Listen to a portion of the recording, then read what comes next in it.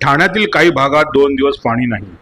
ठाणे महानगरपालिका स्टेम प्राधिकरणाकडून पाणीपुरवठा होत असून संभाव्य पाणी टंचाईचे संकट विचारात घेता जलसंपदा विभाग पाटबंधारे कळवा ठाणे याने निर्देश दिले आहे। त्यानुसार बुधवार दिनांक 1/7/2026 रोजी सकाळी 9 वाजता ते गुरुवार दिनांक 2/7/2026 रोजी सकाळी 9 वाजेपर्यंत असा 24 तासांचा पाणीपुरवठा बंद ठेवावा असे स्टेम प्राधिकरणाने कळविले आहे।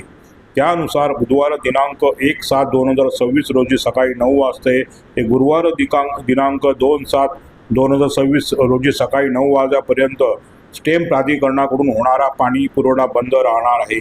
तथापि ठाणे महानगरपालिकेच्या स्वतःच्या पाणीपुरवठा योजनेचे नियोजन करून टप्प्याटप्प्याने ठाणे शहरात एक वेळ पाणीपुरवठा सुरू ठेवण्याचे नियोजन करण्यात आले आहे।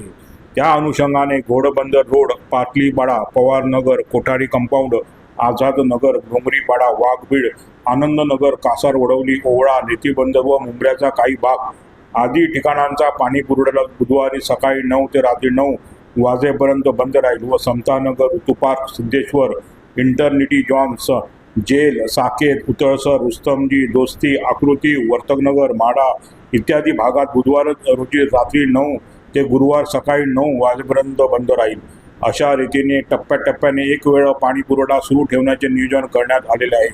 वरील शटडाऊनमुळे पाणीपुरवठा पूर्वपदावर येईपर्यंत पुढील 1 ते 2 दिवस कमी दाबाने पाणीपुरवठा होण्याची शक्यता आहे। तरी नागरिकांनी पाण्याचा योग्य तो साठा करून ठेवावा व ठाणे महानगरपालिकेत सहकार्य करावे असे आवाहन ठाणे महानगरपालिकेतर्फे करण्यात आले आहे।